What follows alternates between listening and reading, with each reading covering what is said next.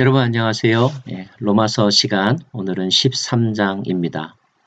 로마서는 12장에서부터 그리스도인의 삶의 원리 또 윤리에 대해서 가르쳐주고 있는데 이 모든 윤리의 그 베이직은 바로 그러므로라는 것 여러분에게 말씀드렸습니다.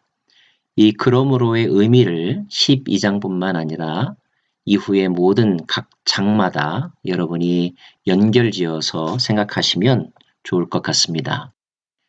자, 그러면 13장에는 어떤 가르침들이 들어있을까요? 13장은 세상 권세에 대하여 그리스도인들이 어떤 태도를 가져야 되는가에 대한 가르침입니다. 1절 말씀에 위에 있는 권세들에게 복종하라.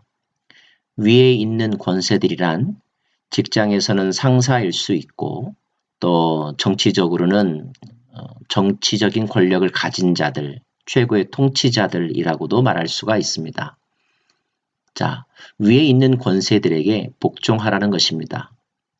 왜냐하면 그들이 그 자리에 있는 것은 파워를 가지게 된 것, 어토리티를 가지게 된 것은 다 하나님께서 정하신 것이기 때문이라는 것. 3절에는 다스리는 자들을 선한 일에 대하여 두려움이 되지 않고 악한 일에 대하여 되나니 내가 권세를 두려워하지 아니하려느냐. 이게 무슨 뜻일까요? 좀 더 쉬운 번역으로 다시 한번 읽어보면 그 의미가 와닿을 것 같습니다. 즉 이것은 통치자에 대해서는 선한 일 때문에 두려워할 것이 없고 악한 일 때문에 두려움의 대상이 됩니다. 권세자를 두려워하지 않기를 원합니다. 여러분 혹시 운전 중에 뒤에서 경찰차가 따라오면 어떤 마음이 들죠? 다들 긴장합니다. 혹시 내가 신호를 위반하지는 않았는지, 속도를 위반하지는 않았는지. 그런데 만약에 본인이 법규를 지키고 잘못한 것이 없다고 한다면 경찰을 두려워할 이유가 없죠. 오히려 경찰은 나를 도와주고 보호해주는 친근한 관리일 뿐입니다. 하지만 내가 뭔가를 잘못한 게 있으면 경찰차만 보아도 가슴이 두근거리고 또 저쪽에서 경찰이 다가오면 다른 길로 피하려고 하는 마음을 갖겠죠? 3절 말씀은 바로 그런 뜻입니다. 선한 일을 했다면 우리가 두려워할 일이 없다. 우리가 통치자에 대해서 두려워하는 것은 우리 스스로가 악한 일을 했기 때문이다. 그러므로 권세자를 두려워할 만한 일이 없기를 바란다. 선을 행하여라. 이런 뜻입니다. 통치자는 공연히 칼을 가지지 아니하였나니 곧 하나님의 사역자가 되어 악을 행하는 자에게 진노하심을 따라 보응하는 자니라. 통치자의 역할은 질서를 유지하고 이 세상의 악을 다스리고 선한 사람을 보호하기 위하여 그들에게 이른바 공권력이라는 것을 주었다는 것입니다. 공권력 자체가 절대 선은 아니지만 때로는 타락한 공권력이 있을 때도 있지만 그러나 그것은 공적으로 주어진 권력이기 때문에 일단은 순종하고 복종하는 것이 질서 유지에도 타당할 뿐만 아니라 그들을 그런 자리에 있게 하신 하나님의 뜻, 그 깊은 뜻에도 합당하다는 것. 이것이 성경의 가르침입니다. 계속하여서 모든 자에게 줄 것을 주되 조세를 받을 자에게 조세를 바치고 관세를 받을 자에게 관세를 바치고 두려워할 자를 두려워하며 존경할 자를 존경하라 그랬습니다. 문득 예수님의 가르침이 떠오릅니다. 예수님께서 말씀하시기를 가이사의 것은 가이사에게 하나님의 것은 하나님께 바치라 말씀하신 적이 있죠. 자, 그런데 이 말씀을 하실 때의 상황을 보면 이때 가이사는 사실은 로마의 통치자로서 이스라엘이라는 나라를 침략하여 지배했던 정복자입니다. 이스라엘 사람들의 입장에서는 그들을 리더로 인정할 수가 없고 왕으로 인정할 수가 없었던 시대였죠. 독립운동을 하던 사람들이 있었고 강력한 저항이 여기저기서 끊어지지 않았던 그런 시대였습니다. 자, 그런 시대임에도 불구하고 예수님은 가이사의 것은 가이사에게 그리고 하나님의 것은 하나님께 바치라라고 말씀하셨습니다. 예수님이 이런 말씀을 하신 그 깊은 뜻에 대하여 우리가 진지하게 묵상해야 하지 않을까요? 결국 성경에 말하고 있는 세상의 권세자들이나 부모, 상전들, 상급자들에 대해서 우리는 어떤 태도를 가져야 하는가에 대한 성경적인 가르침은 첫째, 모든 권세는 다 하나님이 주신 것이라는 것을 인정하라는 것입니다. 비록 그 권세자가 악한 역할을 하는 사람이라 할지라도 말입니다. 하나님은 이 세상의 모든 것들을 다스리시는 분이기 때문에 심지어 악을 통하여서 선을 훈련시키기도 하시는 분이 하나님이시기 때문에 우리가 먼저 인정해야 될 것은 모든 권세는 다 하나님이 정하신 것이다. 두 번째, 그러면 만약에 그 권세자가 악한 행동을 한다면 어떻게 될 것입니까? 우리가 끌어내려야 되지 않겠습니까? 강력하게 저항해야 하지 않겠습니까? 물론 이런 마음이 들겠지만 성경의 가르침은 그 모든 판단을 너 스스로 하지 말고 하나님께 맡겨라. 그들의 심판은 하나님이 직접 하실 것이다. 너희가 그들의 악을 핑계로 하여서 또 다른 악을 저지르지 말아라. 이것이 성경의 가르침입니다. 또 하나 원리를 우리가 배워본다면 주 안에서 복종하라.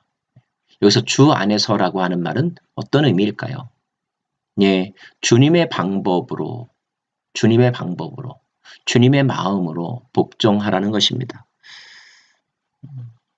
상대방이 주의 뜻과 어긋난다면 뭔가 우리 안에 어떤 행동을 해야 되겠다는 마음이 들겠죠.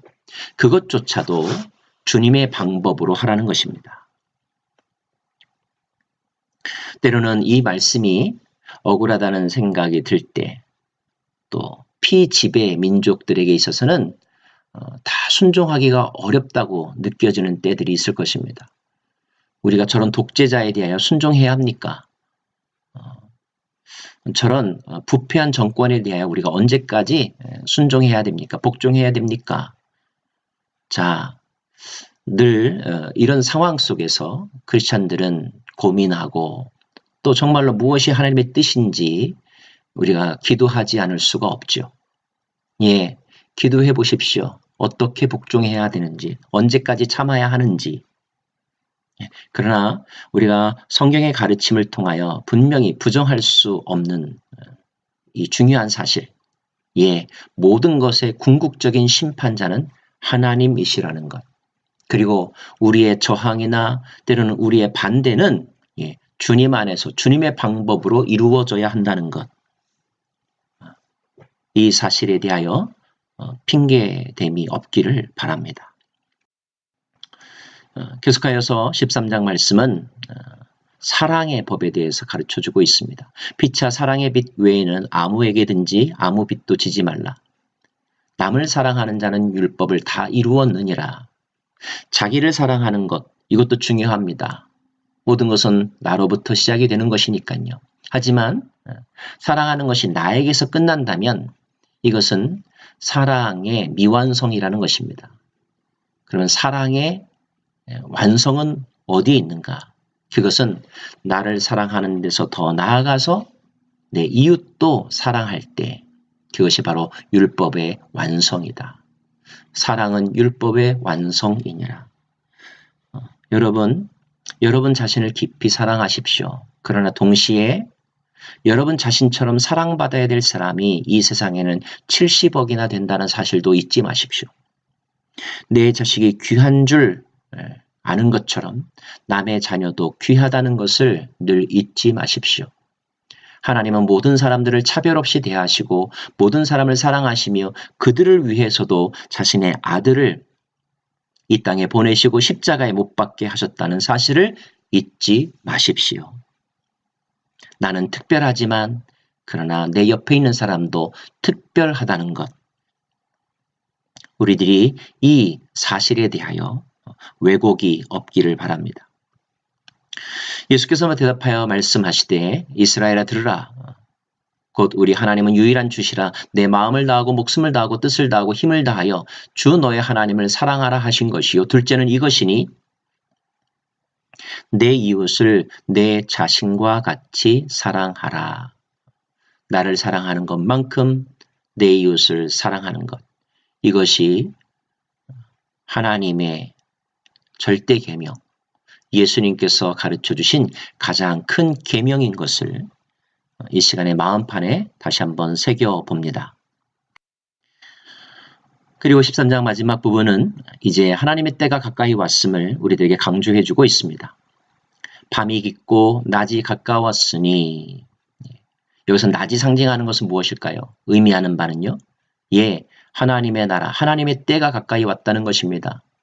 그러므로 우리가 어둠의 일을 벗고 빛의 갑옷을 입자. 낮에와 같이 단정히 행하고 방탕하거나 술 취하지 말며 음란하거나 소색하지 말고 다투거나 시기하지 말고 오직 주 예수 그리스도로 옷 입고 정욕을 위하여 육신의 일을 도모하지 말라. 이 로마서 13장 13절 14절 말씀은 위대한 성인 성 어거스틴이 회심하게 되었던 결정적인 말씀이었죠. 그가 성경을 펼쳐 읽었을 때 이 대목에서 그의 자아가 깨어졌고 그는 자기 자신을 주님 앞에 엎드리게 하면서 그의 인생에 놀라운 변화를 결단하였습니다. 그는 하나님의 나라가 코앞에 왔음을 직감했습니다. 하나님의 나라는 심판이면서 동시에 구원이죠. 멀리 있다고 남의 일로만 여기지 않았습니다. 임박한 하나님의 나라를 그가 보았던 것입니다. 더 이상 지체할 수 없었던 것입니다. 예수님도 이와 같은 말씀을 하셨습니다. 회개하라, 천국이 가까이 왔느니라. 하나님의 나라가 가까이 왔습니다. 자, 그 가까이 온 때는 언제입니까? 언제가 가까이 온 때일까요? 여러분이 이 말씀을 들은 때, 그때가 바로 천국이 여러분의 눈앞에, 코앞에 와 있는 때인 것을 기억하십시오. 그러므로 때를 놓치지 않기를 바랍니다. 지금이 구원받을 만한 때요. 지금이 기도해야 될 때요. 지금이 바로 회개해야 될 때입니다. 혹시 마음에 감동이 오시거든 미루지 말고 변명하지 말고 회피하지 말고 지금 바로 주님 앞에서 회개의 기도를 드리며 그리스도를 다시 한번 온 마음으로 영접하는 참된 거듭남의 역사가 일어나기를 간절히 소망합니다. 사랑하는 여러분, 모든 것은 하나님 손에 있고 그러므로 우리에게 은혜로 주어졌으며 그러므로 그리고 모든 것은 하나님에게로 돌아갑니다. 그러므로 권세자들에게 순종하시고 판단을 주께 맡기십시오. 하나님께서 친히 이루실 것입니다. 축복합니다.